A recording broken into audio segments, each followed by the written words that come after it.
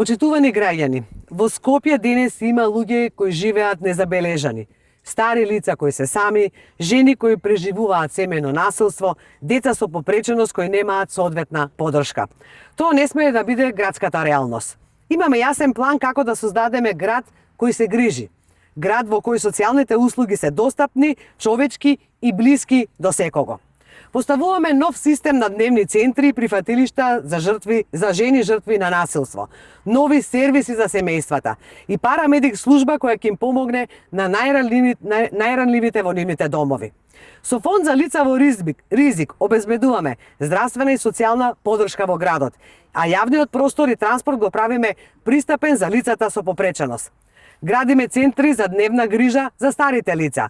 Отвараме мултисензорски соби во училиштата за децата со пречки во развојот и воспоставуваме програми за обука и вработување на ранливи групи.